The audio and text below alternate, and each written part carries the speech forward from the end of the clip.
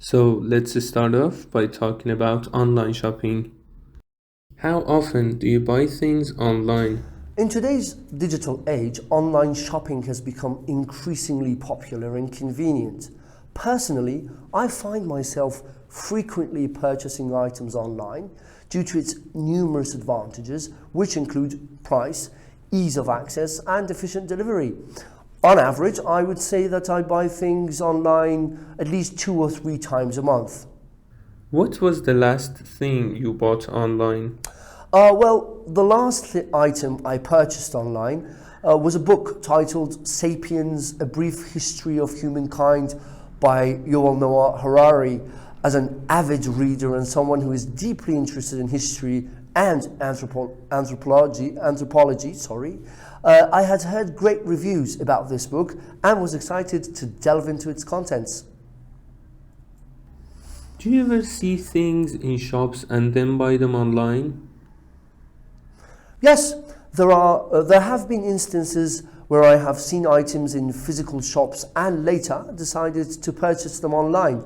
The decision to do so is usually influenced by several factors, which include the potential cost savings, convenience, access to more information and customer reviews, and the wider variety of products available online. Nonetheless, the choice ultimately depends on the specific circumstances, urgency, and nature of the item being considered. Do you think the popularity of online shopping is changing your city or city center? Yes, I believe the popularity of online shopping is indeed changing the dynamics of my city centre. The rise of online shopping has brought about noticeable shifts in consumer behaviour and has had both positive and negative impacts on local businesses and the overall atmosphere of town or city centres.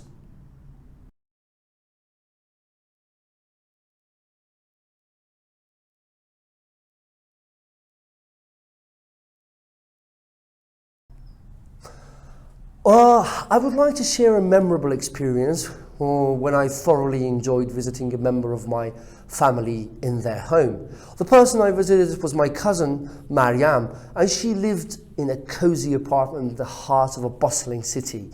The reason behind my visit was twofold. Firstly, it had been quite some time since I had seen Mariam, and I wanted to reconnect with her and catch up on each other's lives. Secondly, she had recently moved into her new apartment and I was eager to see the place and spend quality time together.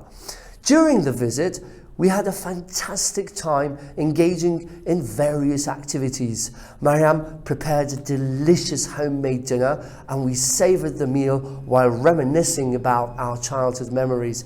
We laughed, shared stories and discussed our dreams and aspirations.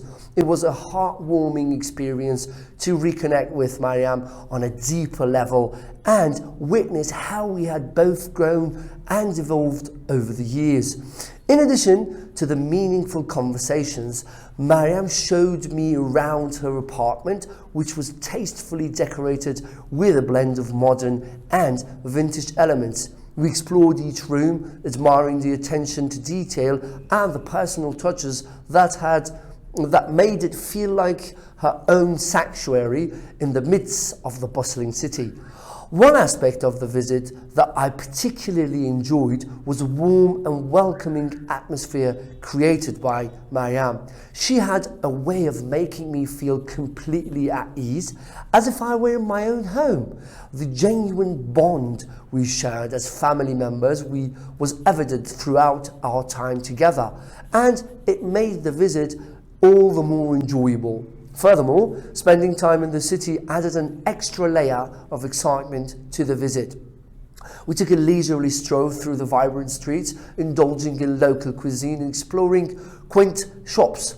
It was a delightful experience to immerse myself in the energy and charm of the city while being in the company of my cousin, who knew all the hidden gems and local favourites. Overall, visiting my cousin Mariam in her new apartment was a truly enjoyable experience. The meaningful conversations, the cozy and beautiful decorated space, and the vibrant city atmosphere all contributed to a memorable and special visit. It reminded me of the importance of family connections and the joy that comes from spending quality time with loved ones in a familiar and welcoming environment.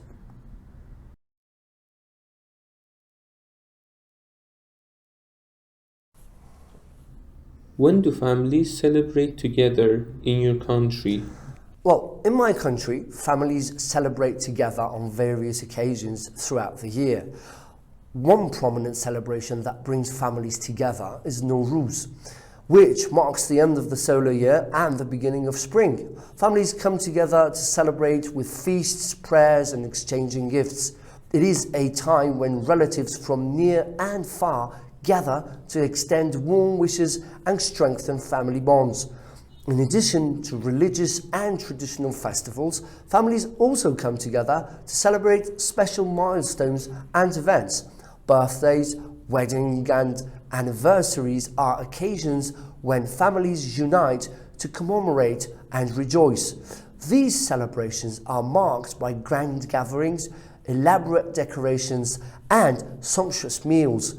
It is a time for relatives to reconnect, share laughter, and create lasting memories. Lastly, weekends and public holidays also serve as occasions for families to celebrate and spend quality time together. Many families plan outings to parks, beaches, or amusement parks. They engage in recreational activities, play games, and enjoy each other's company. These informal gatherings provide an opportunity for relaxing and bonding in a more casual setting. To sum up, families in my country celebrate together on various occasions throughout the year, whether it's during religious festivals, traditional celebrations, special milestones, national holidays, or weekends. These moments bring families closer, strengthen relationships, and create cherished memories. The spirit of togetherness and unity is deeply ingrained in our culture, and celebrating as a family is an important aspect of our traditions. How often do all the generations in a family come together in your country? Well, in my country, the frequency with which all the generations in a family come together can vary depending on various factors such as geographical proximity, cultural traditions, and individual circumstances. While there is no fixed rule, it is common for families to strive for regular gatherings to maintain strong family bonds and foster a sense of togetherness. In many families, especially in more traditional and close-knit communities, multi-generational gatherings occur on significant occasions such as religious festivals, weddings, and major holidays. These events provide opportunities for all family members, from grandparents to grandchildren, to come together and celebrate as a cohesive unit. It is during these moments that family ties are reinforced, stories are shared, and cultural values are passed down from one generation to the next. Apart from these special occasions, some families make an effort to organise regular get-togethers, such as monthly or quarterly reunions, to ensure that all generations stay connected. These gatherings may involve activities like potluck meals, games, or outings to parks or recreational venues. Such intentional efforts to bring the entire family together allow for the nurturing of relationships, especially young relatives who may not interact on a day-to-day basis. Why is it that some people might not enjoy attending family occasions?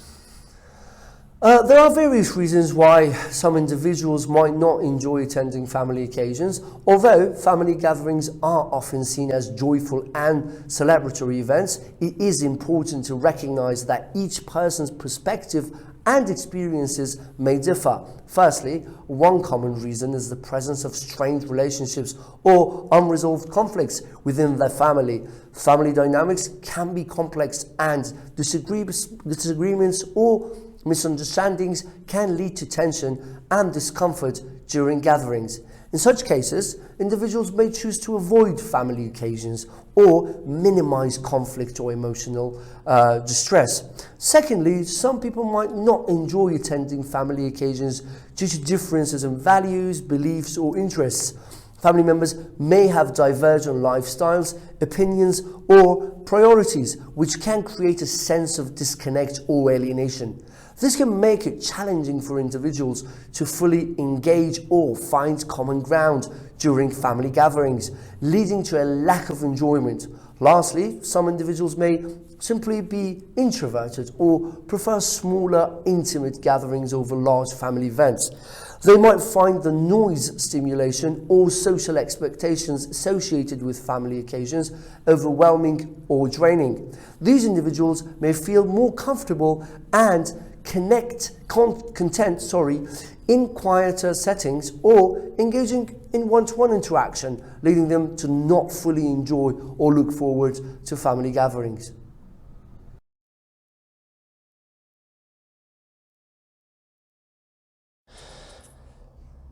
Okay guys, hello again and welcome back to another analysis session. We will be working on the speaking part of IELTS Book 18, test number 3, which you heard the candidates actually go through. Again, the speaking was really well structured. A lot of good things were said. And a lot of good expressions were used. So let's take a look at them before I start. The best way to support what we are doing is to follow us on YouTube and also give us a like or a comment. So it really does help us, and it really gives us much more motivation to keep creating content for you. Okay, let's dive straight into into task 1 and take a look at what the candidate actually went through. The first question went like this: how often do you buy things online? This is a very common question that's been asked these days on the speaking in IELTS, things related to online shopping or anything like that. First sentence was, in today's digital age. Digital age is a very nice expression. We are living in a digital age. A synonym for age here is era. Here, age doesn't mean how old you are. Here, age refers to a specific period of time. So take that into consideration, that a digital age is a digital era. Online shopping has become increasingly popular and convenient.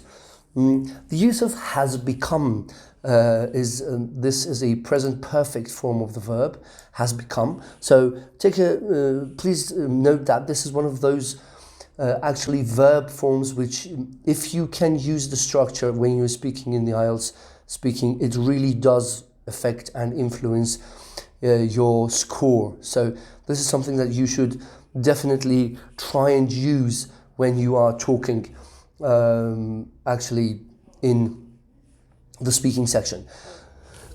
Sorry, online shopping has become increasingly popular and convenient.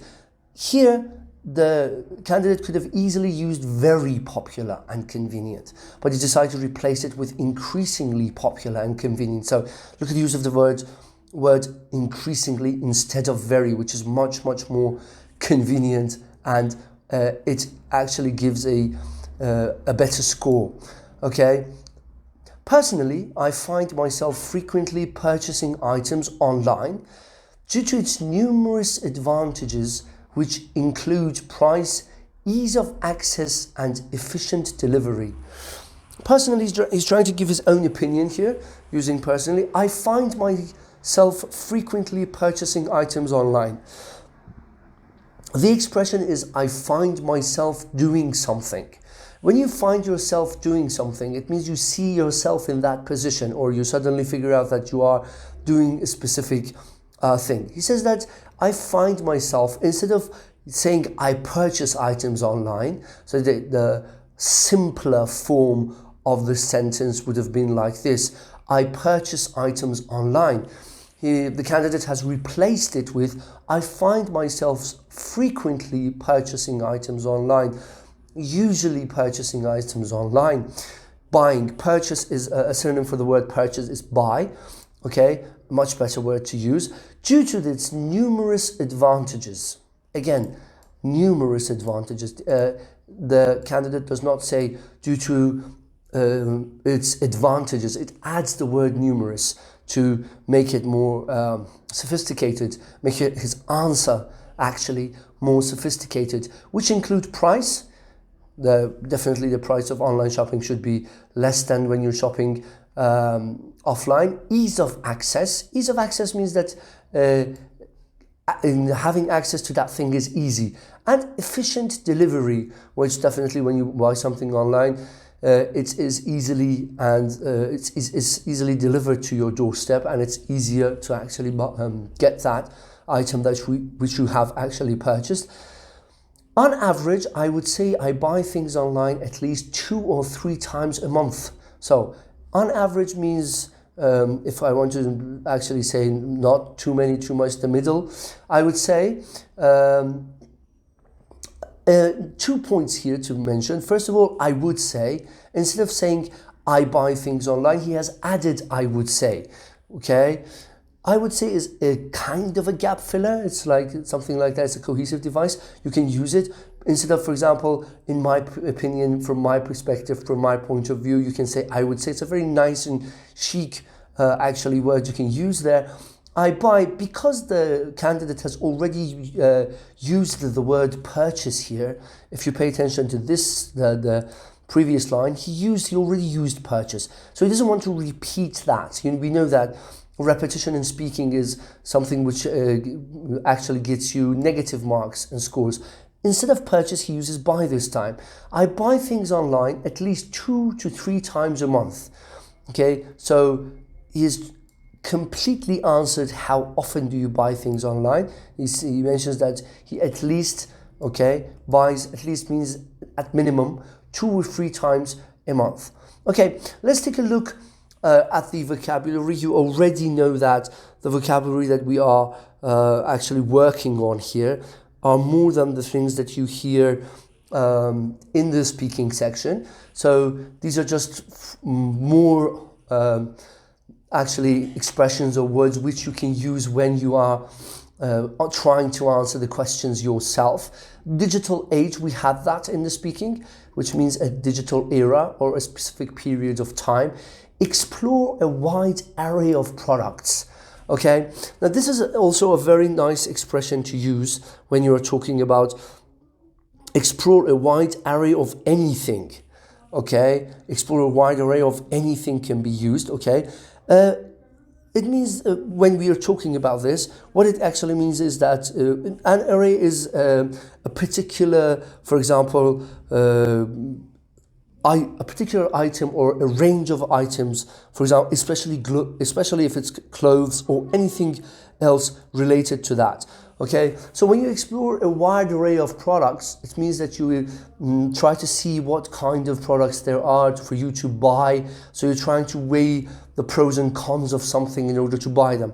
Make a purchase. Now this is a very nice expression. This is a synonym for buy. Instead of saying I bought something, you could say I made a purchase. Now the next expression is from the comfort of my room, or from the comfort of my couch, or from the comfort of my home. These are all expressions which you can use.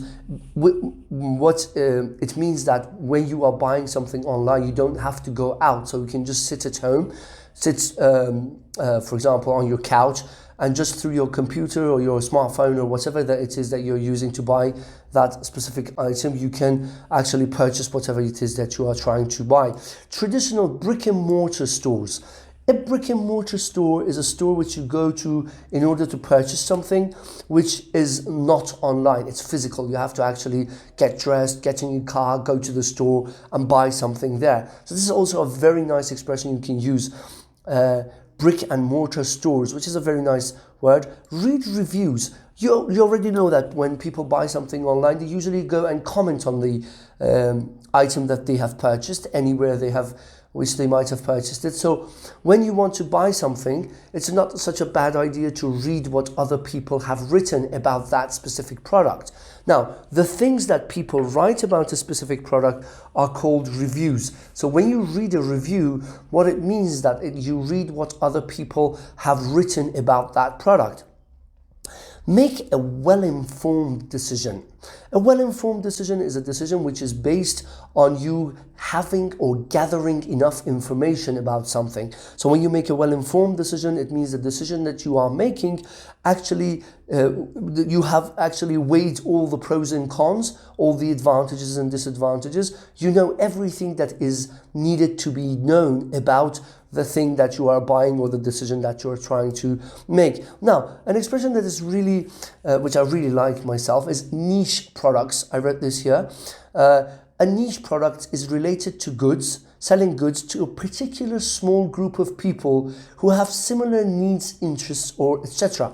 Now, what's a niche product? For example, if you are an athlete, if you work out, for example, if you go to the gym, you need shoes, you need sportswear.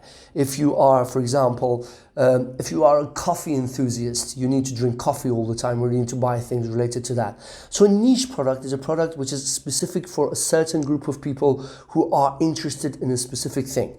Okay, so this is also something you can use. Competitive pricing, this is something very, very common, a very nice expression when it comes to talking about sales and buying something. Competitive pricing is a price that equals or is very close to what other people are selling, or is actually cheaper than other people are actually selling. So people will buy it from you because of the price that you are offering.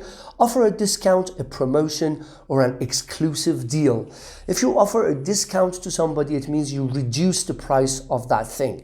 If you offer a promotion, it means you give them something extra, or you are trying to actually advertise that specific item. If you offer an exclusive deal, it means you give them a deal which is only for them, meaning that other people do not have that privilege. Other people can't buy that. For example, let me give you an example of an exclusive deal. If you go to a car dealer and you want to buy a car, for example, the car is $60,000, and the car dealer actually tells you, if you buy the car from us, we will throw in 2 pairs of extra tires.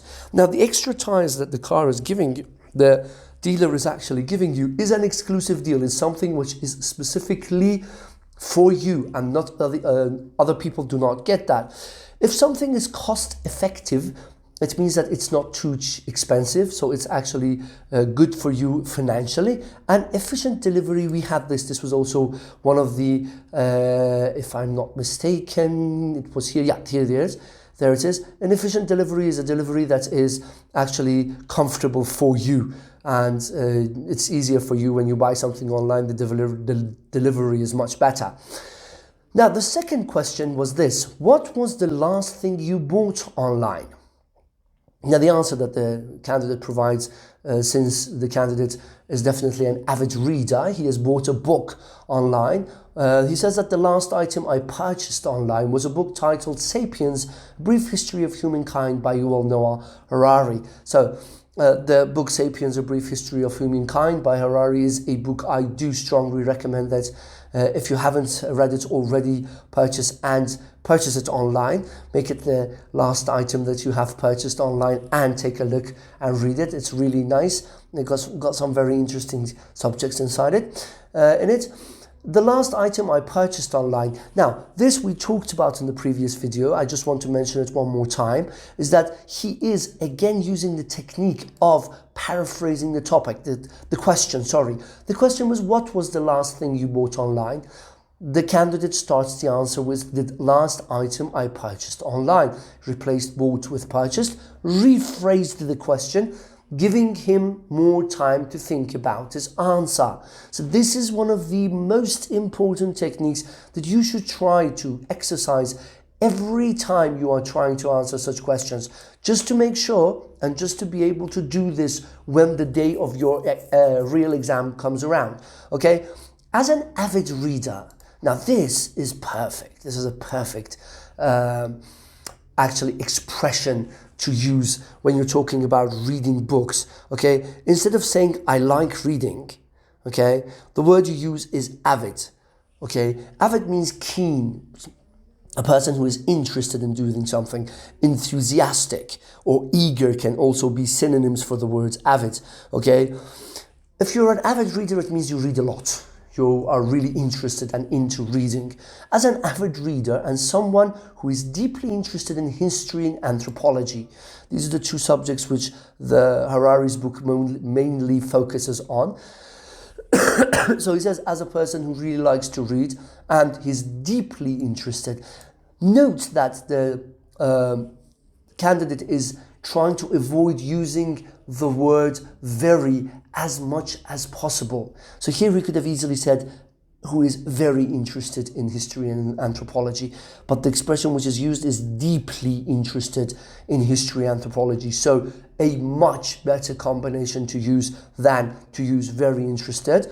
History and anthropology. History is the actually study of what has happened in the past. Anthropology is the study of the evolution of the human race and how we got to be where we are today. I had heard great reviews about this book and was excited to delve into its contents. Okay, if you have heard great reviews, it means people have said great things about this book and excited to delve into its contents. Now, this is also a very nice expression.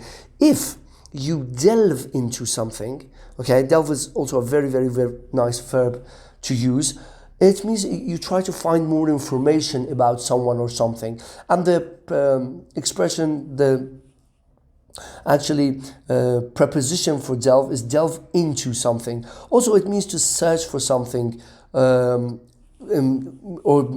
to search for something or a specific piece of information. So he says that he was excited to delve into its contents.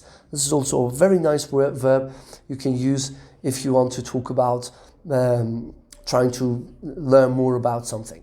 Let's take a look at the vocabulary. Compare prices and availability. If you want to buy something, it's very important to actually compare what the prices of each place that are selling a specific item are, and is that thing available in your town, in your city, in your neighborhood, or will it be, for example, delivered to you or not easily or conveniently? Deliver something to somebody's doorstep. It means it's clear what it says. It means deliver it to your front door or your house. Make an informed decision. Now, we had an expression up here. Let me find it. Here it is. I want you to see both of them at the same time. Make a well-informed decision. Make an informed decision. Look at these two. Both of them can be used. Both make an informed decision and make a well-informed decision. Both of them are actually completely usable. Explore a wide range of options. If you explore your options, okay, it means you explore and you want to see what different options you have. And look at how beautifully it has made the expression much better. Okay, it says explore a wide range of options. Readily available. If something is readily available, it means it is available. You can buy it, you can purchase it. Okay. Choose something that suits your preferences. If you choose something that suits your preferences, for example, you prefer to wear a red you prefer to wear red trousers, okay, for example. So that's your preference. That's what you prefer to wear. So when you want to buy something, you prefer it to actually suit your preferences. So you try to find something in red for yourself. Shipping address is the address which you want your item the item that you have purchased to be sent to you. It's actually the address that you are living in. Opt for something. Now, I love this verb. I personally love using this verb. Opt for something. It means to choose one thing or do one thing instead of another. Okay? So, if you opt for a specific thing, as it is written here, you choose to do that thing. For example, let me give you an example. We finally opted for going to, for example, America. It means we chose to go to America, okay? Or many young people are opting to go on to college, okay? So if you opt to go to college, it means it also used with the preposition to. It means that you actually choose to take that path. You can easily replace it with the verb choose. That's why I really like it, because choose is one of the most commonly used verbs in English. So if you replace choose with opt, it's a much better decision. So bear that in mind. Unwrap a package, it means to open a package. You know that if you take the UN off of it, wrap a package.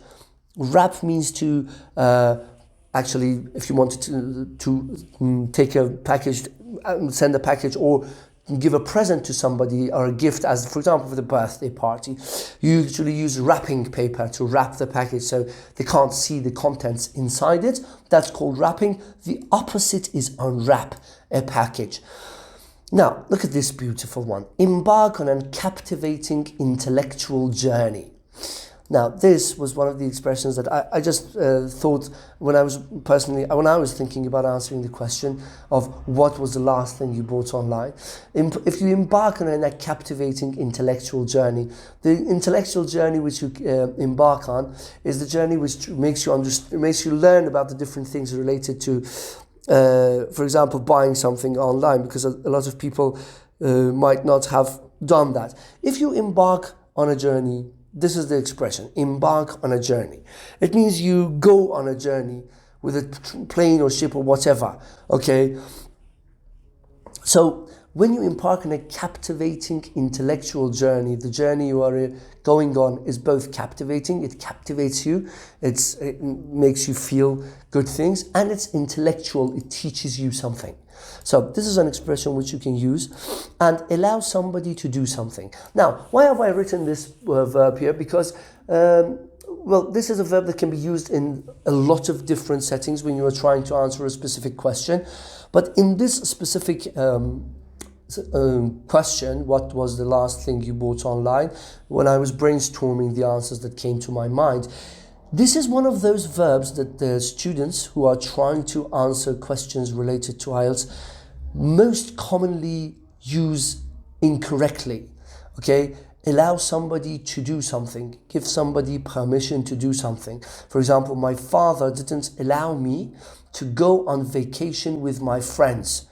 Okay? So this is one of the most useful verbs that I think that you should really be careful about using and pay attention to its structure. Okay, so let's go to the next question. That's question number 3. Here we are. Do you ever see things in shops and then buy them online? Why or why not? So you see something in a shop, it's too expensive, you try to buy that item or purchase that item online. Yes, there have been instances. An instance means a time that something has happened. There have been times, again, look at the beautiful use of the present perfect form, where I have seen items in physical shops, again, present perfect. I have seen an item or anything in a physical shop, it means it's not an online shop, and later decided to purchase them online. Decide to do something. Now, again, another form of verb. Decide to, after to we have the base form of the verb, so decided to purchase them online. We talked about purchase, it means to buy.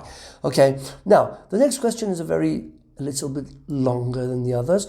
The decision to do so is usually influenced by several factors.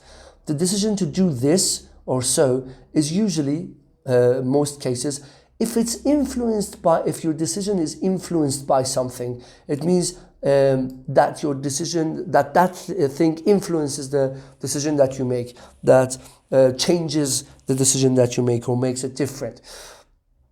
Which include, what are the influences? The potential cost savings.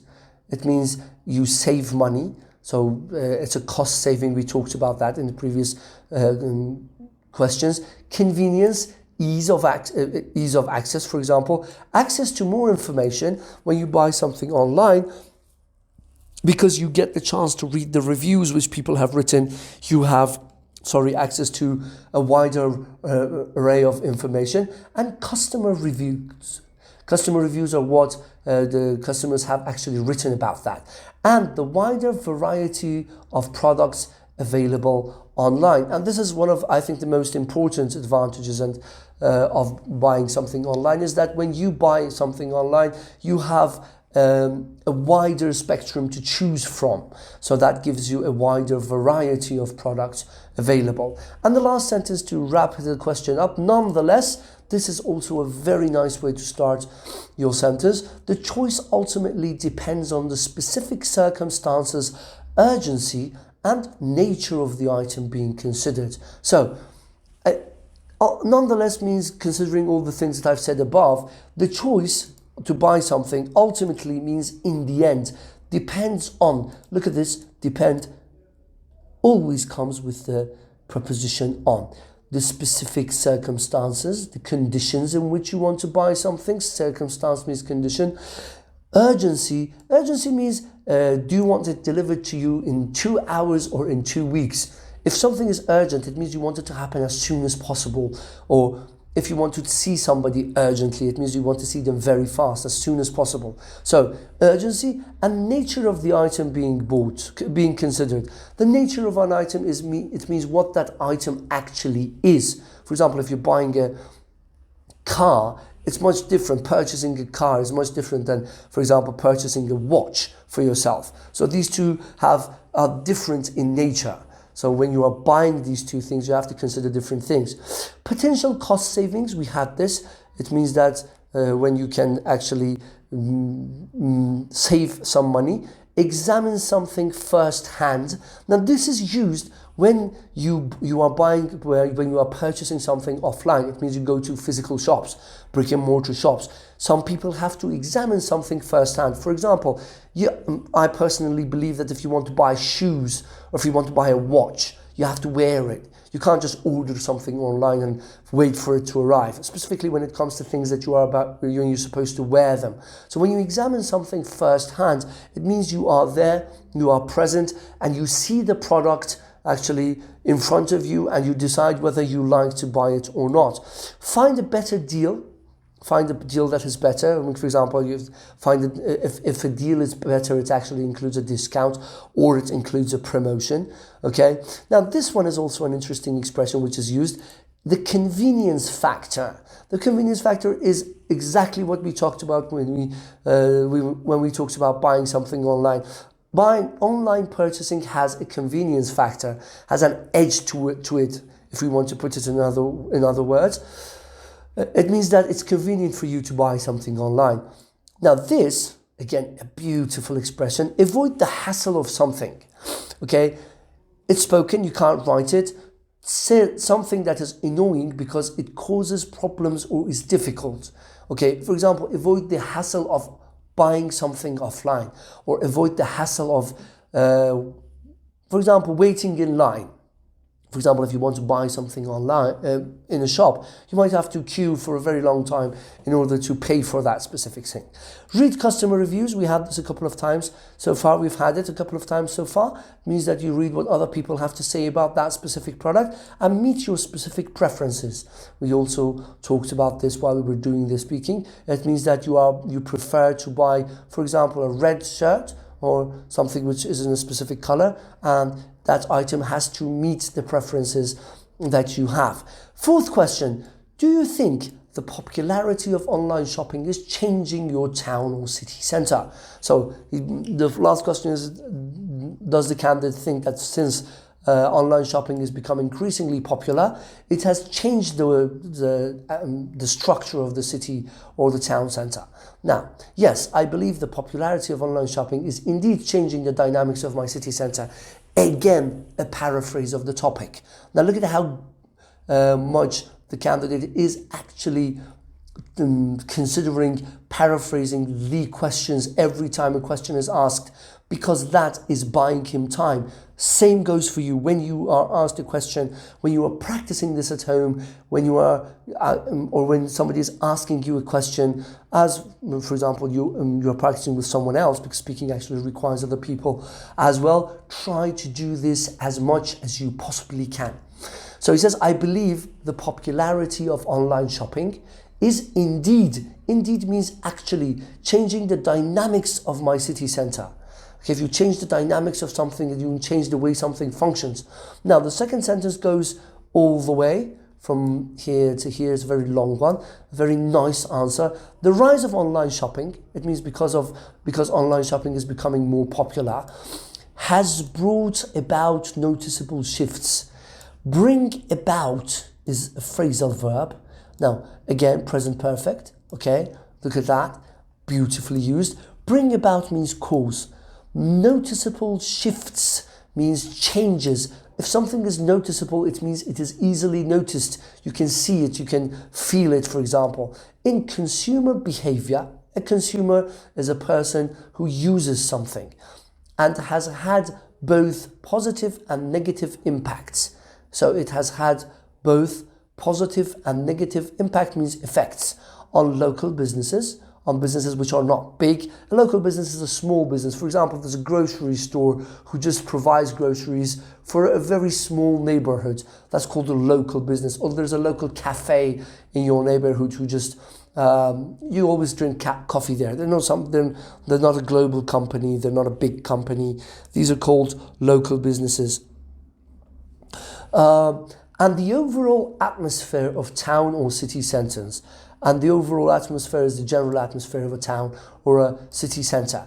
Let's take a look at the related vocabulary for this section. Consumer behaviour means the way that a person who is buying something behaves when they are doing that, when they are buying that. What kind of behaviour, how do they buy something, when do they buy something, to what extent are they prepared to pay for something, for example.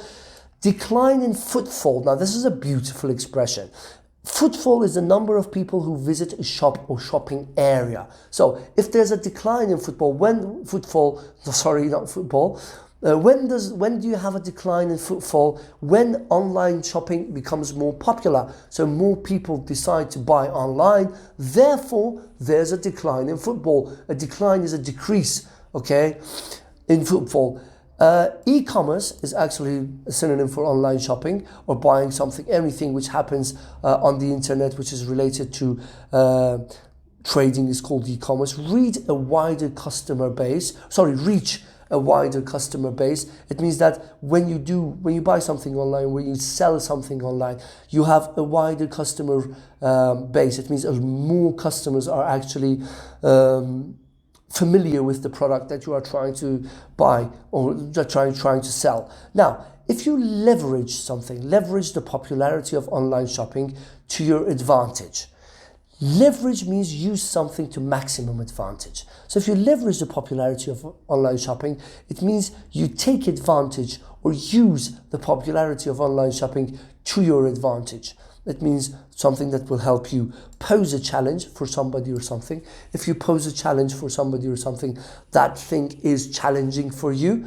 For example, online shopping poses a challenge to local businesses who are selling things offline, and create a balance between online and offline shopping. So if you create a balance between something, it means to do those two things are actually in the same level. So this is the end of the first section. Let's go to the second part. Okay, guys, let's delve into the second section or part 2 of the speaking. As you already know, in section 2, a cue card is presented, and you have 1 minute in order to read the cue card and take notes.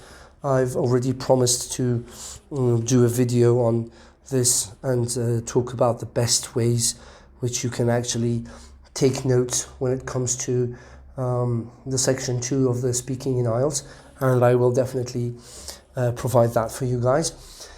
The question was, describe a time when you enjoyed visiting a member of your family in their home.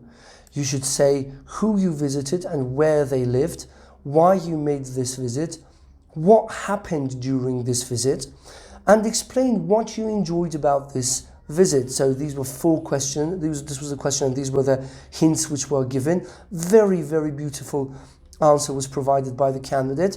Let's take a look at what was said and the analysis of the different parts. I would like to share a memorable experience. A memorable experience, first expression which is used here, very beautiful. A memorable experience is something that you remember, that you don't forget. When I thoroughly enjoyed visiting a member of my family in their home.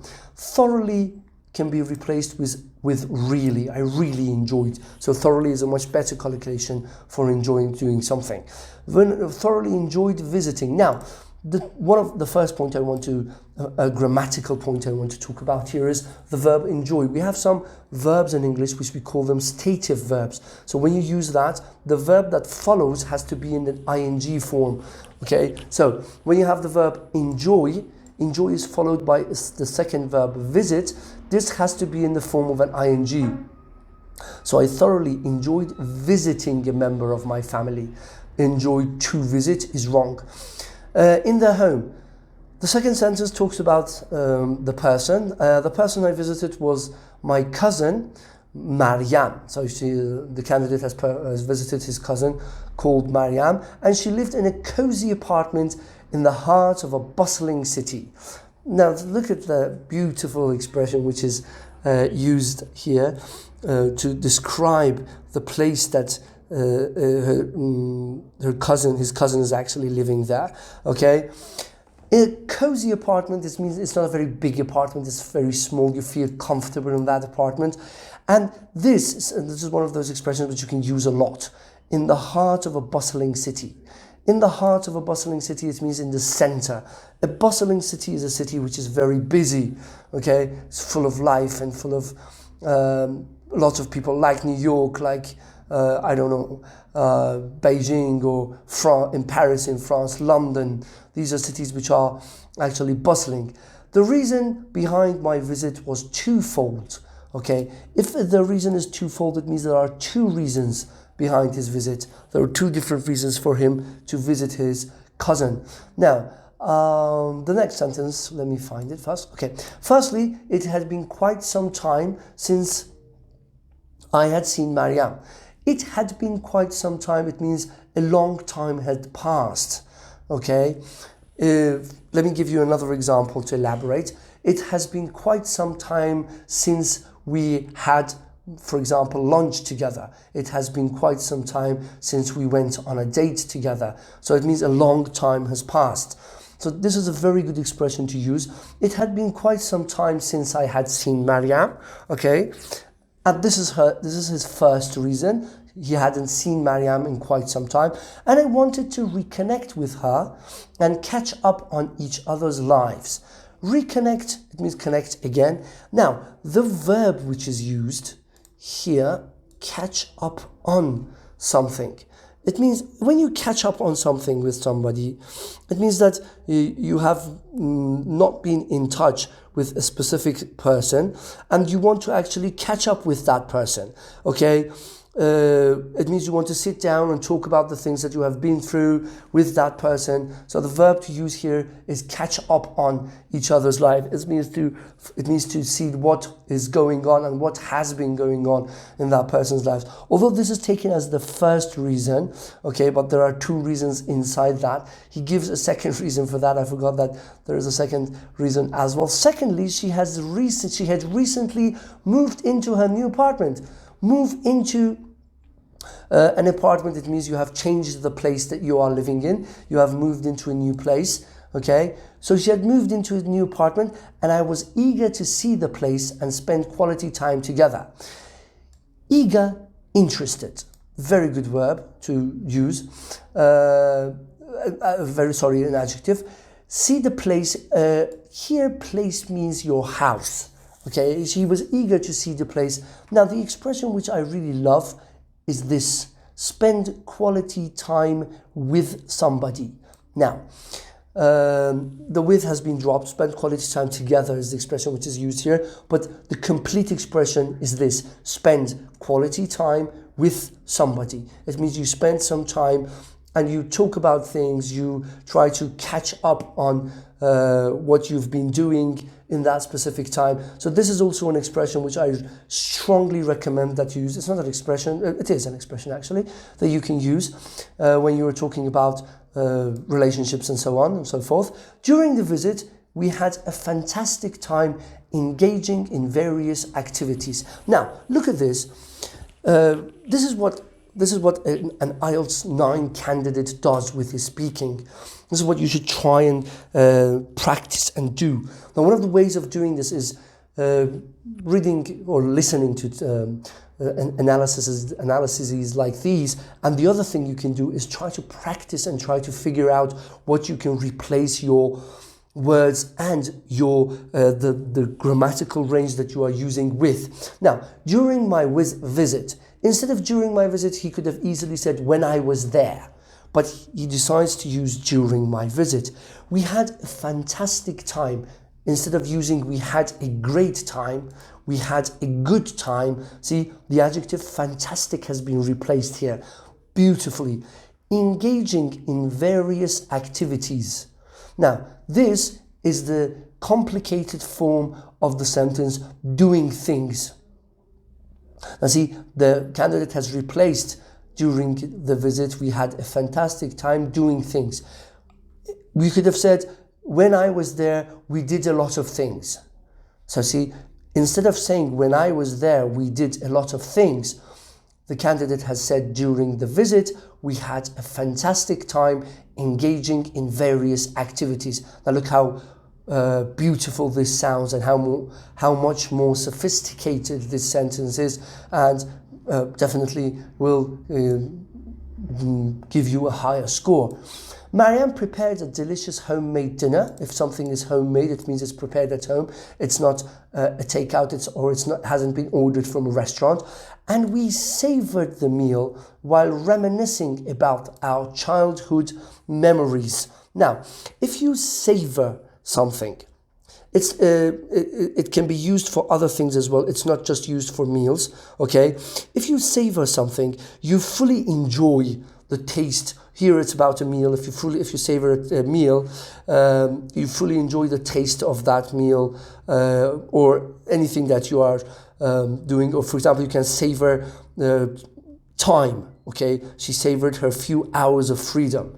Okay, if you savor your freedom, it means you enjoy it to as much as you possibly can. And we savored the meal while. So we enjoyed the meal as much as possible while reminiscing. Okay, reminisce is another verb, which is used here. While reminiscing about our childhood memories. If you reminisce about something, it means you talk about the things that were pleasant, which have happened in the past. So usually the expression is reminisce old memories. Okay, so here they have reminisced about their childhood memories. They have talked about them. They have recalled them. They have talked about the things that have happened in the past for them and were actually good. And reminisce, another point I want to mention, has the preposition about following it. Remember that. Reminisce about something. So don't forget that. Because I can't emphasize this enough, that how important it is to pay attention to the prepositions that follow specific verbs. So, reminisce about. We laughed, shared stories, and discussed our dreams and aspirations. It's very clear, we laughed, we shared stories. If you share stories with somebody, it means you talk about the stories that you have had with that person. That's actually sharing something. And discussed our dreams and aspirations. Dreams and aspirations are synonyms. Aspiration also means ambition, something you want to become or achieve. But dreams and aspirations are both the same, okay? Let's move on to the next sentence. Let me find it first. Okay, it was a heartwarming experience. Look, again, the candidate does not say it was a good experience. It was an interesting experience. It's trying to use the vocabulary which is related to that specific context. Okay, so he has gone to see his cousin and they have engaged in. They're talking about different things. They're savoring a meal. So a heartwarming experience makes you happy. A heartwarming experience is an experience that you have when you are happy, because this is the interesting part, because you see another person being happy or being kind. Okay, so if you're kind to somebody and that person is in turn kind to you, that is heartwarming. It warms your heart. Okay, so look at that. You try to use it. Okay, a heartwarming experience, not a good experience. To reconnect with Mariam, to create another connection and with Mariam on a deeper level. Okay, on a stronger level. If you have a deep relationship with somebody, you have a strong relationship with that person, you know a lot about that person. And witness how we had both grown and evolved over the years. And if you witness something, you see it. Okay, how they had both grown, become bigger, both mentally and physically, and evolved over the years. Evolve is a change that happens gradually. The noun form of it is also evolution, which is the changes that a person or anything, an organism, goes through gradually and over time. In addition, now this perfect form, perfect word to use, instead of using and, okay, and instead of not using anything, most of IELTS candidates do not use anything in these cases. You can use in addition. A synonym for in addition is furthermore or moreover. In addition to the meaningful conversations, okay, means what happened even more than that, to the meaningful conversations. Mariam showed me around her apartment. Show somebody around. Again, a very beautiful verb which is used. Mariam showed me around her apartment. This means she gave me a tour of her apartment, for example, and showed me what was going on in her apartment, which was the apartment actually tastefully decorated with a blend of modern and vintage elements. Now, look at the first expression we're going to talk about here is tastefully decorated. If something is decorated, it means it's designed. If it's tastefully decorated, it means that there is a certain taste to the way that thing is decorated. It means that that person hasn't just placed things wherever they wanted to go. He has used a bit of taste and he has added something. With a blend of modern and vintage elements. Elements means item or something that you place inside your home. If something is modern, it means it's been recently created, designed, built, or whatever.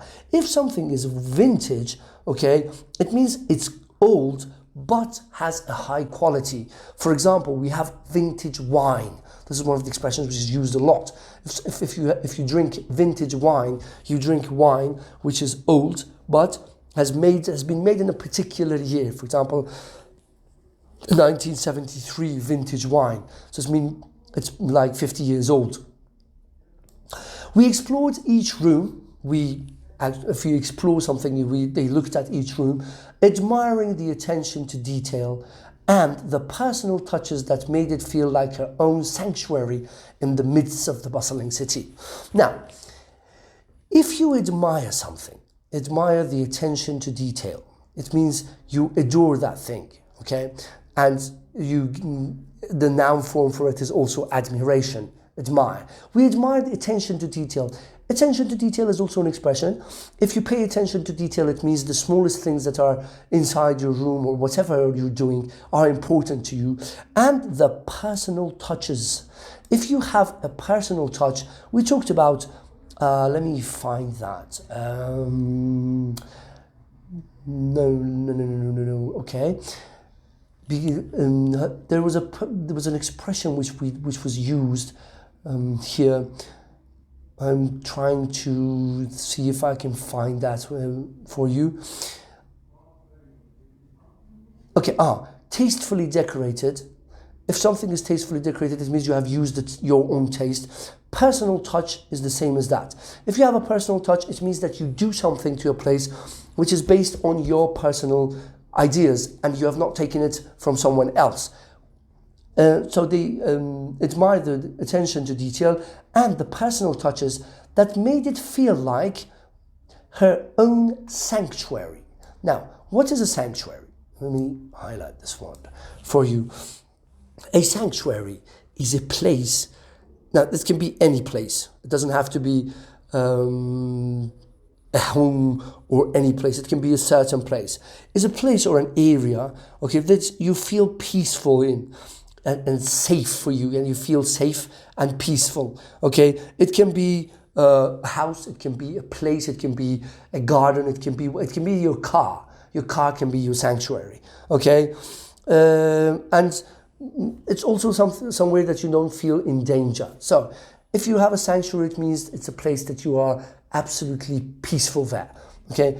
That felt like her own sanctuary in the midst of the bustling city, and this expression we already have, in the middle of a bustling city, in the middle of a very busy city. One aspect, sorry guys, of the visit that I particularly enjoyed, an aspect is an item. One aspect of the visit that I particularly enjoyed, really enjoyed a lot. So see, again, the use of particularly enjoyed instead of the words that I mentioned is highly recommended, was the warm and welcoming atmosphere created by Mariam. So a warm and welcoming atmosphere, an atmosphere which you feel welcome there and you feel warm. Here, it's not warm is not a feeling of heat. If the atmosphere is warm and it's welcoming, it means you feel at ease there. At ease there, you are comfortable being there. So your home can have a warm and welcoming atmosphere. She had a way of making me feel completely at ease, as if I were in my own home. So the warm and welcoming atmosphere has created a feeling that he believes he is at ease. He feels comfortable. She had a way of making me feel completely at ease, as if I were in my own home. So it felt like I was in my own home, although he wasn't actually there. The genuine bond we shared as family members was evident throughout our time together, and it made the visit all the more enjoyable. Now, if you share a genuine bond with somebody, okay, the genuine bond we shared as family members, it means that the bond, the friendship, the relationship you have is pure, and you both have the same feeling about that friendship or that relationship, okay? And there's nothing impure about it, okay? So you are who you want to be around that person. So then the bond you share is genuine. As family members was evident. Evident means clear, okay? It was evident throughout our time together. Throughout means during the time we spent together, and it made the visit all the more enjoyable. All the more enjoyable means much more enjoyable. So the reason for that he has enjoyed the trip even more is that they had a genuine bond, a bond or a relationship which was really, really genuine. Furthermore, moreover, we had a synonym for furthermore. Furthermore, look at this. Now look at this. In addition, these two are synonyms. So look at how the candidate is trying to use these in order to make his speaking much better. Spending time in the city added an extra layer of excitement to the visit. This is the expression, add an extra layer of excitement. So spending time in the city, they have actually gone to the city and spent time together there, has added an extra layer of excitement. It means it has made the visit even more exciting. Okay, so it has added an extra layer of excitement to the visit they have made to the city. We took a leisurely stroll through the vibrant streets.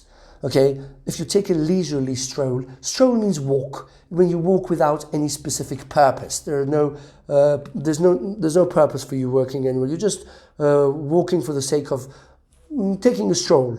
Okay, so they took a leisurely stroll through the vibrant city. Vibrant means lively, full of life. Vibrant streets, sorry. So they walked through the streets. So instead of saying we walked through the streets, the candidate has decided to opt for the expression we took a leisurely stroll through the vibrant streets.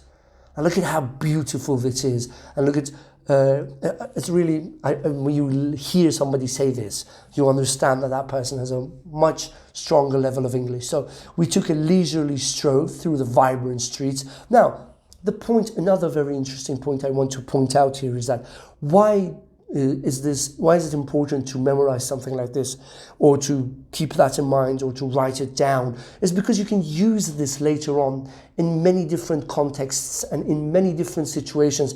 It is not limited to this topic and this specific speaking. So you can take a leisurely stroll through a park. You can take a leisurely stroll through, for example, by the beach. Okay, you can take a leisurely stroll. Nothing after it, okay? Instead of saying, I walked, okay? Indulging in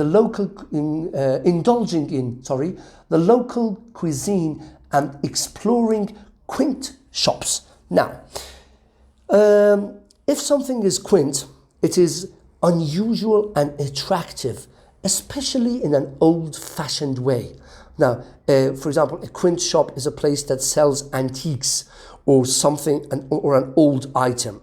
Okay, sorry, it's quaint. I made a mistake on the pronunciation. Sorry. And indulging in local cuisine. Now, first thing you have to know, because we talked about this before, is the preposition for the verb indulge. Indulge in something, okay? It means to enjoy something, especially something that you consider bad for you. Although here it doesn't mean that, but the complete meaning is that. Okay, so if you indulge in something, it means you enjoy it very much. Okay, so they indulged in local cuisine. Cuisine means food. So if you indulge in local cuisine, it means you enjoyed the local food. So again, the replacement of replace enjoy the local food with indulged in local cuisine, and explore quaint shops. Okay, explore, look, quaint shops, old shops, shops which sell old items. So quaint, an old-fashioned shop, okay, usually, this is interesting about quaint, I wanted to mention this point as well. If something is quaint, it means it is unusual and attractive at the same time. So, moving on, it was a delightful experience. It was a nice experience. It was an enjoyable experience to immerse myself in the energy and charm of the city. If you immerse yourself in something, it means you try to completely experience something to its fullest degree. Okay, so if you immerse yourself in an experience, or you do something, you become completely involved in that experience. Immerse myself in the energy and charm of the city. So enjoy the charm and the energy of the city as much as possible while being in company of my cousin. Okay, while being in the company of my cousin, sorry. This is the expression you have to write down. Be in the company of somebody. So be, drop the ing, in the company of somebody, okay? Let me give you an expression to write. I was in the company of my friends. It means my friends were beside me. My friends were with me. So he says that it was a delightful experience to immerse himself in the energy and charm of the city while he was with his cousin. Okay, instead of saying while being with my cousin, while being in the company of my cousin, who knew all the hidden gems and local favorites, who knew everything. A hidden gem is something which is precious, but not everybody knows about it. Local favorites, the things that the local people of the city liked the most. Okay, overall, visiting my cousin Mariam in her new apartment was a truly enjoyable experience. It was a very enjoyable experience. Was a very good experience, so truly enjoyable experience, instead of using very good experience. Again, it says visiting my cousin Mariam in her new apartment. This was an easy section. The meaningful conversations. It's trying to wrap up the speaking here now. It's the end. the meaningful conversations, the conversations that were really meaningful for him, the cozy and beautifully decorated place. We talked about cozy, something that makes you feel warm and welcomed, beautifully decorated.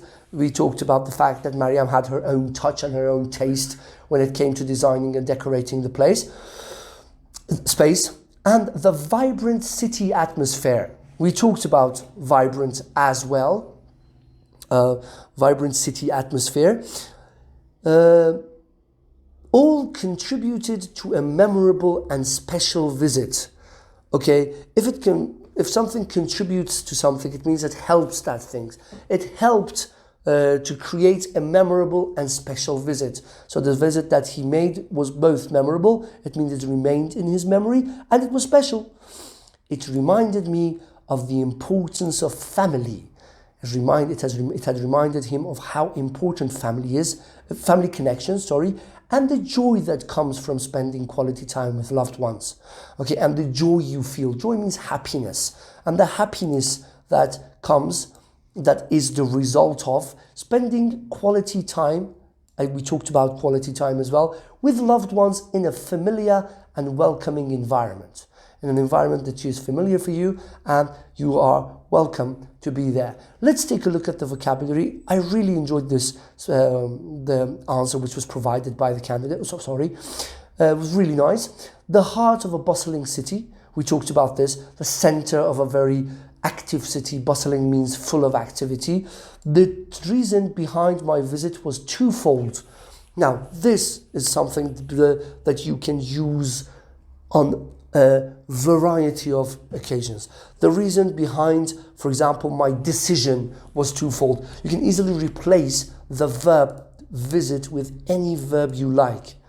Okay, the reason behind my visit was twofold. It means there were two reasons behind my visit. Now, it can be threefold as well. We use these two a lot. So the reason behind my visit was twofold. The reason behind my decision was twofold. It means there were two reasons. The expression we talked about, spend quality time with somebody. We talked about this. Savor a meal. It means if you savor a meal, it means it tastes good, okay, and you enjoy it to the full. So if you savor a meal, it means you enjoy the taste of that meal as much as possible. Reminisce childhood memories. We talked about reminiscing something. It means to indulge in enjoyable recollection of past events. So if you reminisce childhood memories, it means you remember the memories that you had as a child and you enjoy them. Okay? A heartwarming experience. I talked about heartwarming. It means that it makes you feel welcomed when you do something good for somebody and you get it in return. Tastefully decorated apartment is an apartment which you have used your own taste in order to decorate it. There's something extra about it which you have actually contributed yourself. A sanctuary is a place that you feel comfortable and you feel safe, and it can be anywhere. Sometimes it's a corner of your room. If you have a room in the house and you like to go see, this is a feeling I'm sure that most of you guys can relate to. For example, a lot of us like to sit in our own rooms, like to go into our rooms and not come out for hours or maybe sometimes days, and that's our sanctuary. Create a warm and welcoming atmosphere was when the candidate was talking about the fact that Mariam has created a very nice atmosphere in her apartment. It added an extra layer of excitement. We talked about this when they were strolling through the city. It means the city much more exciting. Taking a leisurely stroll through the streets. I said you can replace this with walking through the streets, for example. If you take a leisurely stroll, it's a walk without a specific purpose. Quaint shops.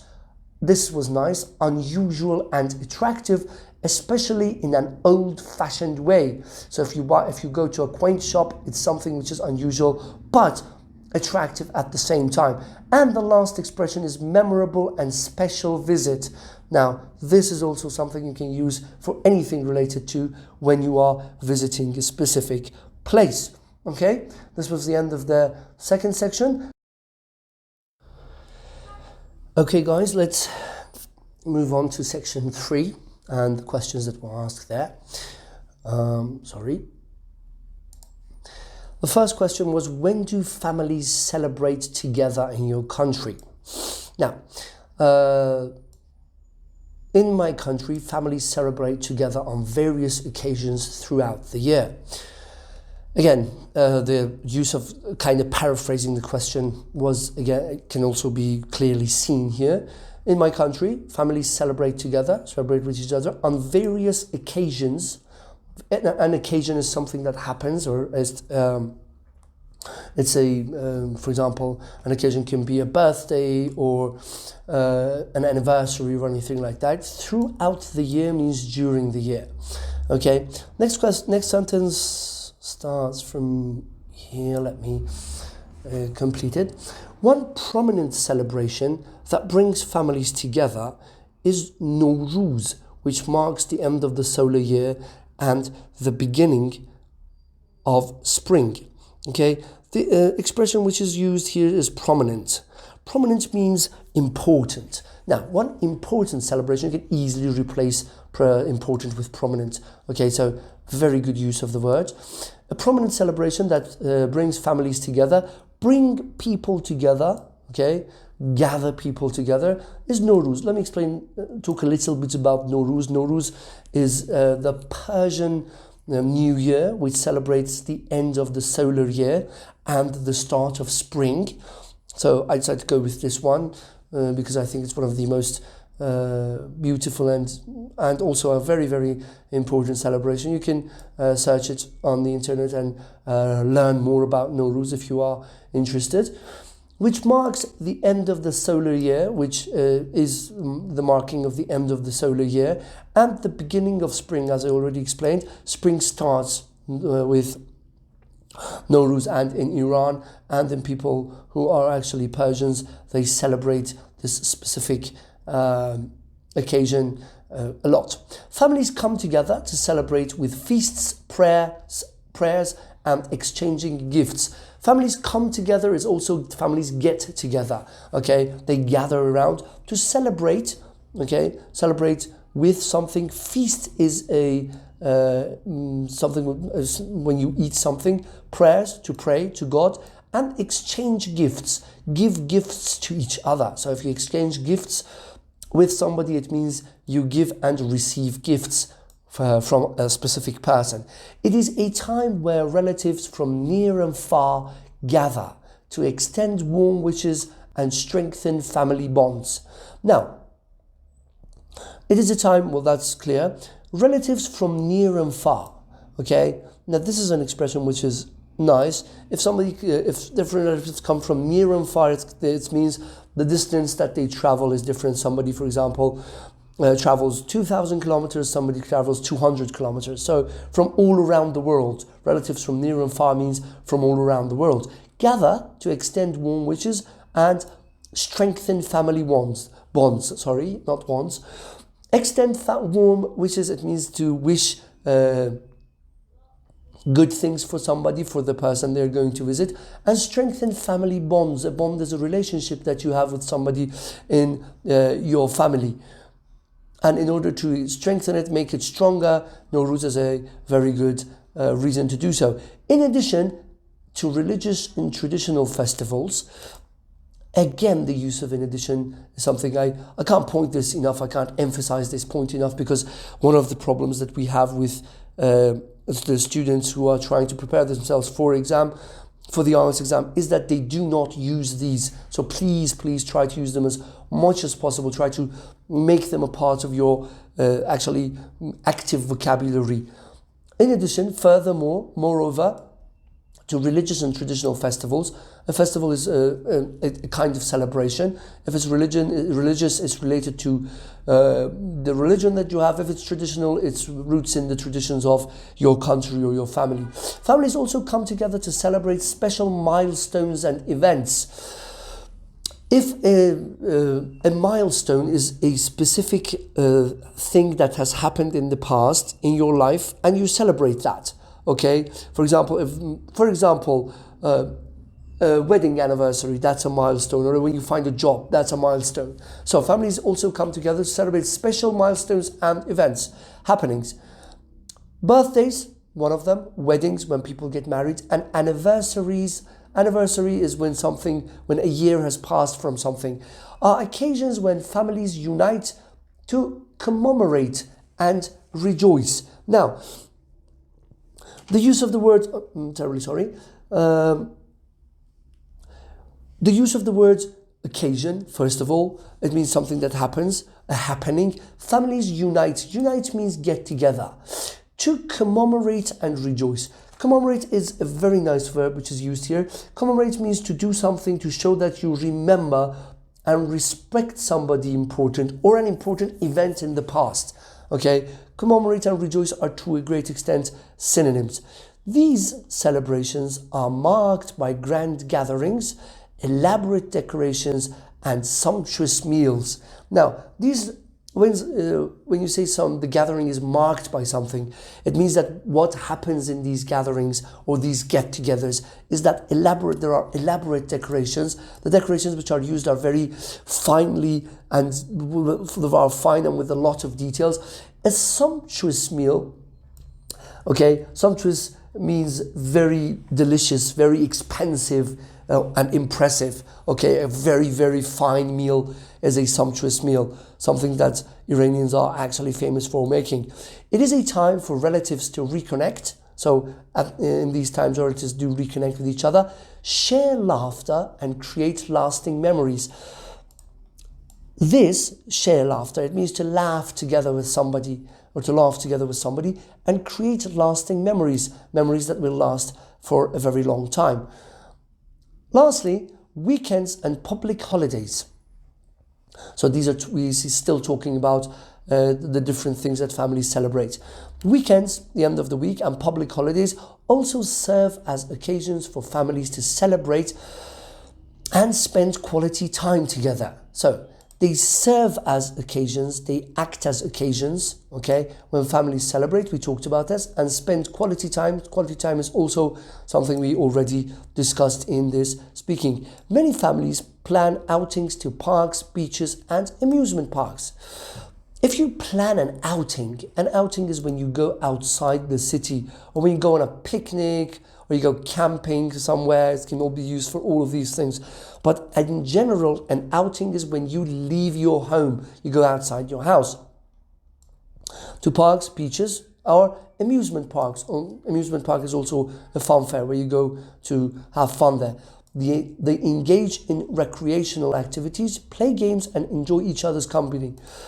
Look at the verb here, engage in something. It's a synonym for do. If I want to put it in simple terms, engage in an activity. Okay, that's the structure. If you engage in an activity, it means you do that activity. So instead of using the verb do, the candidate has used the verb engage. So they engage in recreational activities. A recreational activity is an activity that makes you feel better. Play games or enjoy each other's company. We talked about this. Enjoy being in each other's presence. If you enjoy somebody's company, it means you enjoy being with that person, with that specific person. These informal gatherings, an informal gathering is a gathering which you go out to the park or you go camping. Provide an opportunity, create an opportunity. Provide means create. Opportunity means chance. They provide an opportunity for relaxation and bonding in a casual setting. For you to relax and bond, create a bond, that means create a relation. In a more casual setting, it's not formal, you don't have to dress up. For example, if you're going to a wedding party, you have to dress up. So it's not a casual setting, it's a formal setting. So that's the difference between a casual and the formal setting. To sum up, in conclusion, families in my country celebrate together on various occasions throughout the year. So families in this country celebrate together, they have celebrations on different occasions. Now look at the use of the word various instead of different. Throughout the year means during the year, okay? The next sentence I think was a very long one. Whether it is during religious festivals, traditional celebrations, special milestones, national holidays, or weekends. Whether here means it doesn't make a difference. Okay, if it's A religious festival, we talked about this, or something related to religion. Traditional celebrations like Nowruz that we talked about, or anything related to that. A special milestone and a special achievement that you have had. National holiday, something which the whole country is on a holiday, or weekends. These moments bring families closer. Now, bring somebody closer means make the relationship between them better or stronger. Now, also I want to take a look at the word close. If this word is a verb, it's pronounced with a Z. The pronunciation of the S changes into a Z, so it's pronounced close, like close the door. But if it's an adjective, it's close. So this is also one of the big pronunciation mistakes, one of the most common pronunciation mistakes that students have. So this is closer. Strengthen relationships, makes the relationship stronger, and create cherished memories. If you cherish a memory, it means you really, really like that memory, and that memory is really, really important for you. The spirit, in the last sentence of this section, the spirit of togetherness. Spirit of togetherness means the spirit of being together, the actual point or the fact of being together. And unity. Unity means being united, being as a single unit, is deeply ingrained in our culture. If something is deeply ingrained in your culture, it means it's firmly established. It's a very strong and important part of something. Here, the spirit of togetherness and unity, it means the spirit of being together and being united, is a very strong and firm part of culture, of their culture, and celebrating as a family is an important aspect of our tradition. And celebrating something as a family, as being together. Now, an important aspect. It doesn't use the word, look at the word aspect, it doesn't use an important part of our traditions. It uses the word aspect, a much better replacement for, instead of the word part, for example, is an important aspect of our tradition. This was a very nice answer which was provided for the first questions. Let's take a look at the expressions for the vocabulary for the first part. A prominent celebration is an important or a famous celebration, something that you do which is very, very important for you. Bring families together. We talked about this, that it brings family members from all over the country, the city, all the world actually get together. Family bonds, it's the relationships that you have inside your family. Milestone, we talked about this, a significant stage or event in the development of something. Okay, a milestone in your career, a milestone in your life, something that you have done during your life. I told you, for example, getting married or having children or finding a good job. These can all be milestones. Look at this. I really love this expression. That's why I wrote it completely down. Families reunite to commemorate and rejoice. Okay, families get together to commemorate and rejoice. The meaning of the word commemorate is here. Sorry, I forgot to highlight it. It means to do something to show that you remember and respect somebody important or an important event in the past. So if you commemorate something, you want to show that you remember and respect somebody important, or you respect an important event. You commemorate it. Grand gathering is a gathering which happens when there are more than 5 people or 10 people involved. If a grand gathering happens, for example, 50 people get together, 100 people get together. A sumptuous meal is a meal that is very impressive and expensive. Okay, a national holiday is a holiday which has been pronounced by the government, and all the everything in the country is closed down. Engage in recreational activities. If you engage in a recreational activity with somebody, it means you do and you actually do an activity with that person which makes you feel better.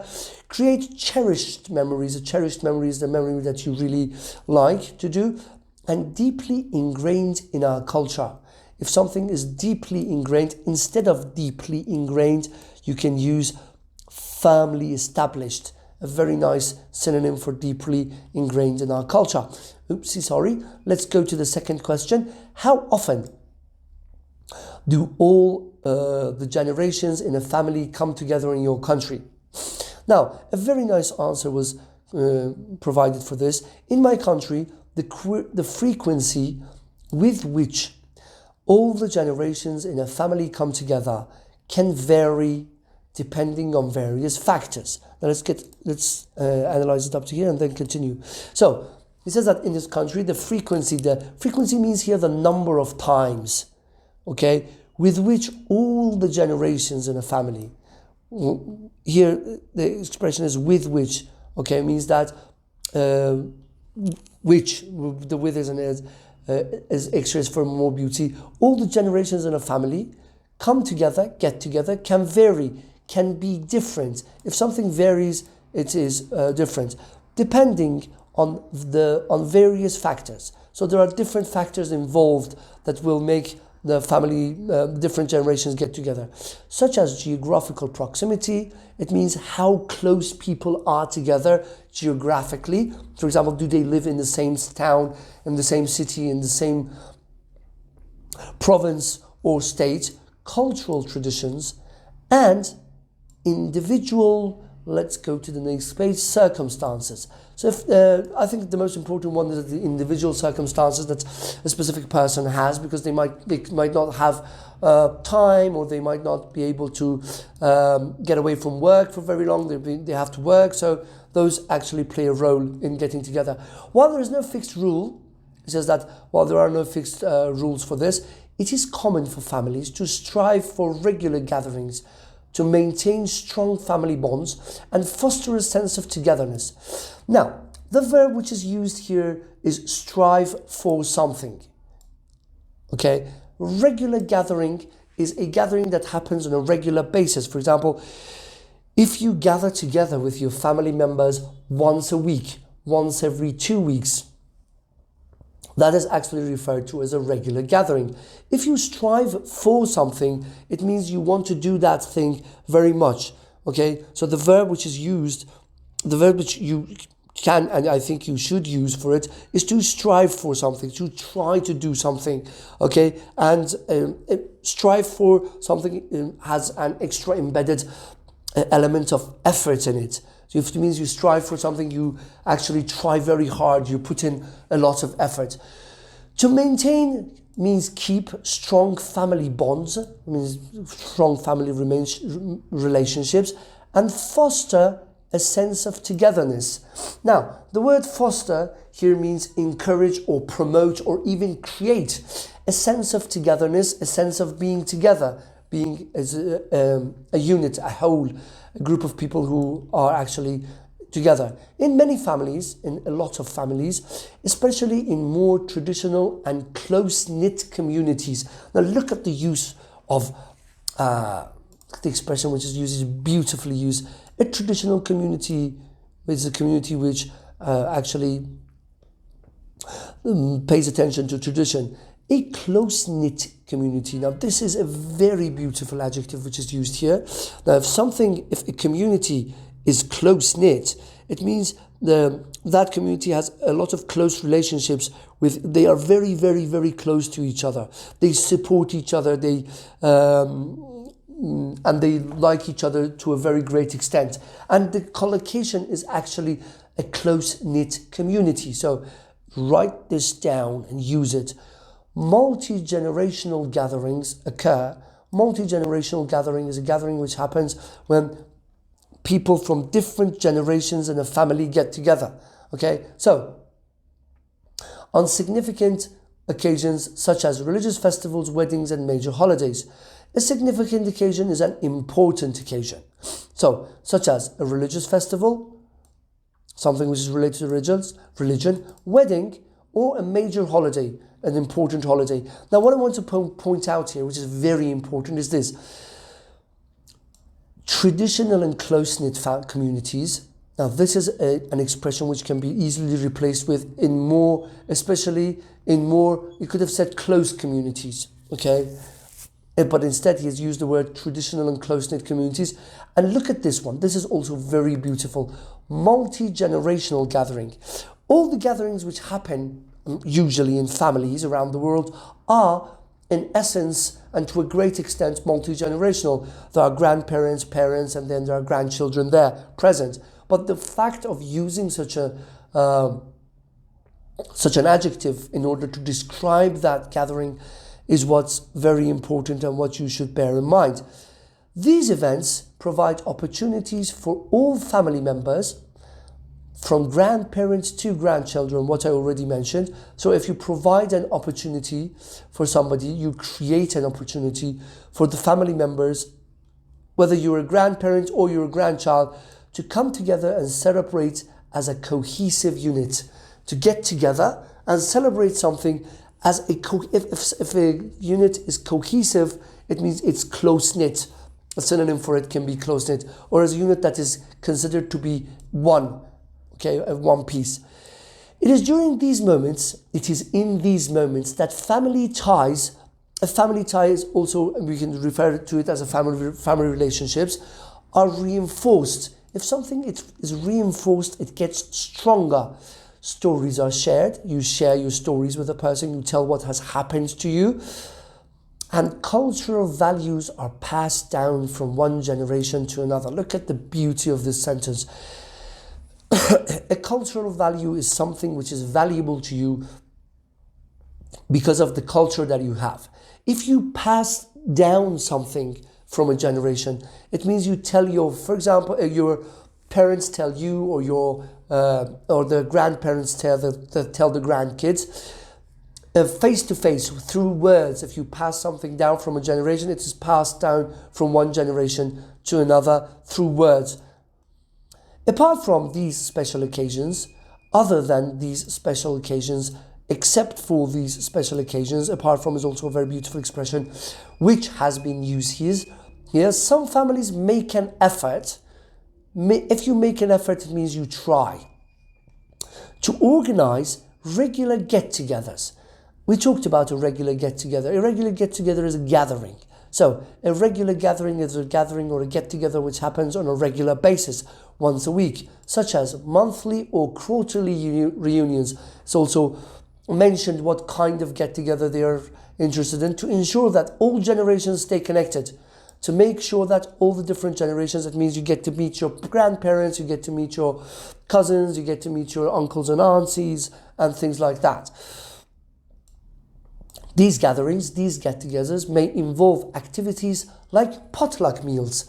A potluck meal is a very interesting tradition which happens. I think it happens throughout the world. All the different countries have different versions, and all the different cultures have different versions of a potluck meal. But what it is basically is that when you invite people over, everybody gets to bring a meal. So the host is usually just in charge of the drinks and nothing more. So everyone brings a meal, everyone cooks a dish, prepares a dish, and you share the meals that everybody has prepared. So there's not just one meal. It's kind of a potluck party.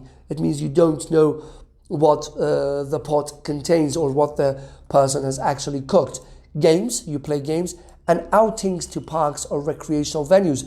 We talked about outing, going out to parks, and a recreational venue is a place where you go to get better. Such intentional efforts. The expression is make an intentional effort. If you make an intentional effort, it means you do something intentionally. It means you wanted to do it. You make an effort means you try. To bring the entire family together, it means to bring everybody around each other. Allow for the nurturing of relationships. If you nurture something, it means you make it grow, you make it better. So it allows for the nurturing of relationships. Relationships get better, especially among relatives who may not interact on a day-to-day basis. Especially for those relatives, for those family members who don't see each other regularly on a day-to-day basis is a beautiful expression.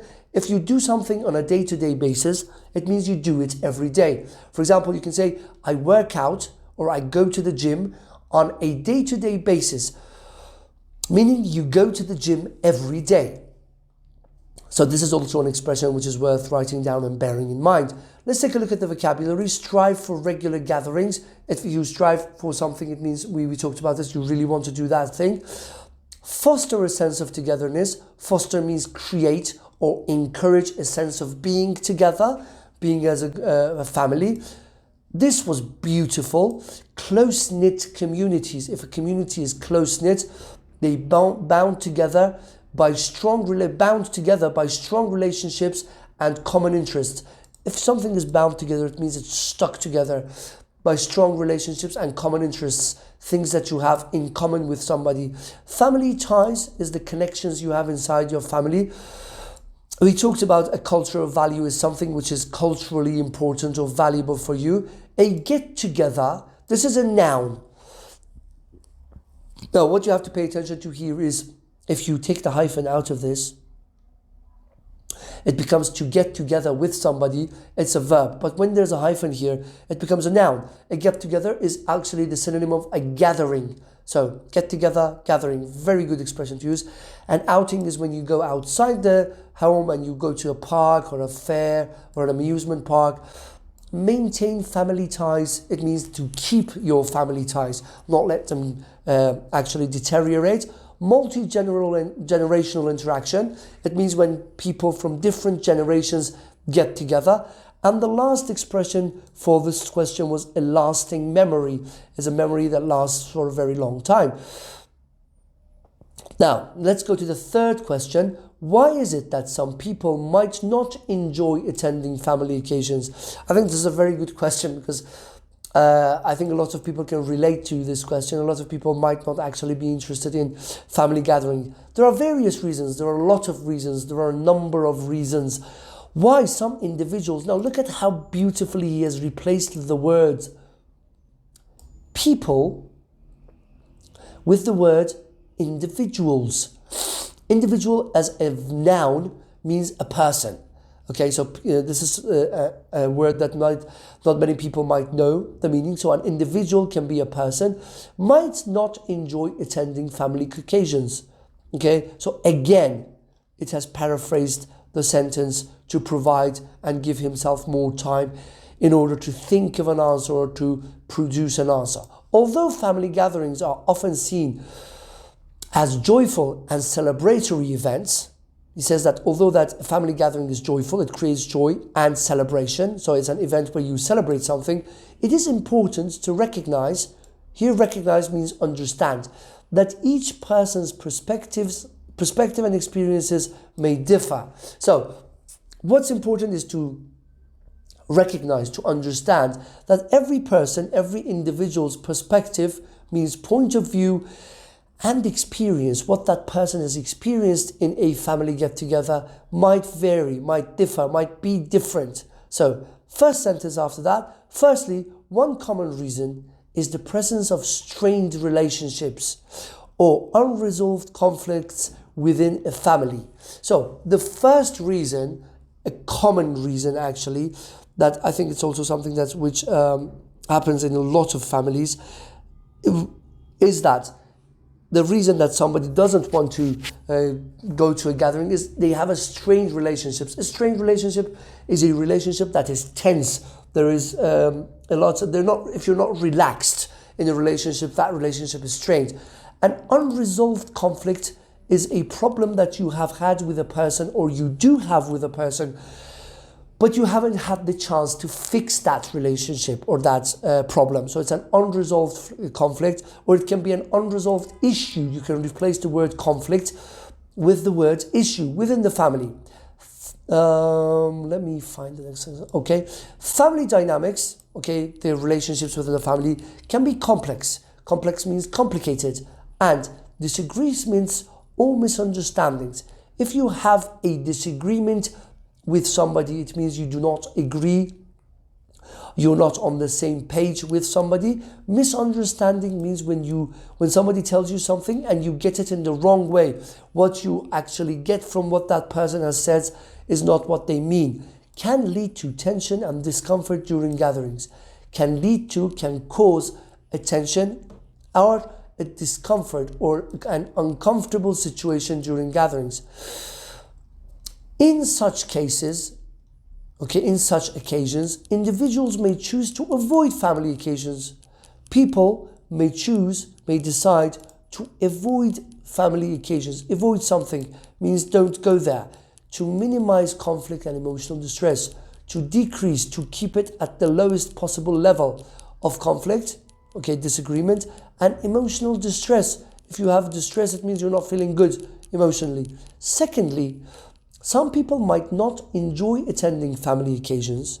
Some people might not want to attend family occasions due to differences in values, beliefs, and interests. So this is also a very common reason why people don't want to go to a family gathering, because their values, what they value, their beliefs, what they believe in, and what they're interested in actually varies. So they're not comfortable, they feel tense, they feel strained when they go to a family gathering. Family members may have divergent lifestyles. If you have a divergent lifestyle, it means the lifestyle that you have, okay, is different from that person. Okay, so as a divergent lifestyle, it means it's a different lifestyle. Opinions or priorities, all of them are used with divergent. So you can have a divergent lifestyle, a divergent opinion, or a divergent priority. A priority is something that is important for you. So the actually level of importance of something is your priority, which can create a sense of discomfort and alienation. Now, this is a beautiful expression. Create a sense of something. It means give you that sense, give you that feeling. Disconnect, it means when you are disconnected, you do not have any connection. And alienation, it means that what the alienation means is that if you are alienated, it means you don't feel comfortable, or you don't feel that you know that person very well because of these differences that you have. This can make it challenging for individuals to fully engage or find common ground during family gatherings, leading to a lack of enjoyment. This can be challenging. If something is challenging, it's difficult for you, for individuals, for people to fully engage or find common ground. These two are the fully engaged. It means be completely and 110% present somewhere, or do something. Find common ground. This is beautiful. This is a very beautiful expression. If you find common ground with somebody, it means you find things that you have in common. You find things that you like, okay, which are mutual during family gatherings. So you can't find that when you're together, leading to a lack of enjoyment. Therefore, you do not enjoy a family gathering. Lastly, in the end, some individuals, some people may simply be introverted. If you are an introvert, it means you do not enjoy the company of other people. You prefer to be left alone, or prefer smaller, intimate gatherings over large family events. If you prefer a smaller, intimate gathering, an intimate gathering is a gathering of a very close group of friends. Okay, so if you're intimate with somebody, it means you are very close to that person. So some people may be introverted, so they prefer smaller, intimate gatherings over large family events. This is also another reason. They might find the noise stimulation, stimulation or social expectations associated with family occasions overwhelming or draining. So maybe the noise is created, or what that gathering stimulates, causes, or the social expectation. Some people expect you to dress properly, smell good, or try to be good and kind with everybody. This is called the social expectations, what the society expects from you. Associated with family occasions, which happens in family occasions, overwhelming or draining. If something is draining, it means that it takes up a lot of your energy. It makes you, for example, very tired, so you prefer not to do something. If something is overwhelming, it means that it has an effect on how you feel, okay? And you feel confused and you do not know how to react. This is the definition to a great extent of overwhelming. So if something is overwhelming, it makes you not know what to do or how to act in a situation. These individuals, these people, may feel more comfortable, the group who is introverted, we're talking about these people, and content in quieter settings and engaging in one-to-one interaction. So these people feel comfortable, so they don't want to attend these kinds of gatherings, and they also feel content okay? If you feel content, content here is an adjective, okay? Pay attention to this word, sorry. This can also be a noun. If it's a noun, the pronunciation changes completely, okay? When it's a noun, it's pronounced content. The stress is on the first syllable, and it means the things that are inside a box, a bag, a room, or anything. Okay, what the things that make up something are the content. For example, what we are doing here is actually content that we are producing. So that's when it's a noun. When it's an adjective, the pronunciation changes from content, I want to say it one more time, content, to content. The stress is shifted to the second syllable, and it actually means happy and satisfied. So these individuals may feel more comfortable and content, happy, satisfied in quieter settings, in a quieter environment, and or engaging in one-to-one interaction. It means you just want one person to be there so you can talk with that person. And the expression is engage in an interaction, leading them to not fully enjoy or look forward to family gatherings. Therefore, they do not completely enjoy or look forward to something. If you look forward to something, it means you are eagerly waiting for that thing to happen. Okay, you are waiting for that to happen in gatherings. Let's look at the vocabulary related to this. Unresolved conflicts is a conflict that has not been fixed and you have problems there. A divergent lifestyle, opinion, priority is different, okay? It tends to be different or develop in different ways. So a divergent lifestyle is a different lifestyle. Find common ground. We talked about this very beautiful expression. It means to find things that you have in common with somebody. So that's when you find common ground. Create a sense of unease. This is an expression which wasn't actually used here. I don't know, I can't remember, but as far as I remember, it wasn't used in this context. If you create a sense of unease, it means you make a person feel uncomfortable. This is what I think this happens in family gatherings quite a lot. So it might make you, somebody may create a sense of unease in you. Logistically challenging. If something is logistically challenging, it means that there's a problem there because you can't logistically be there. So if there's a logistic challenge, there might be a geographical challenge. You might be living thousands of miles away from a person. Intimate gathering is the opposite of large family gathering. So we talked about this. If something is an intimate gathering, it's just a few close friends. If it's a large family event, there are like 500 people there to celebrate something. One-on-one interaction, it means when you interact with a specific person. Attending family occasions. If you attend an occasion, it means you take part in that occasion or you participate in a specific occasion or event.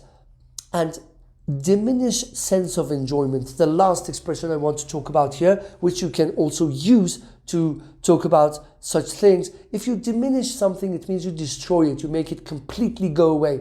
Sense of enjoyment, the sense that you get when you enjoy doing something.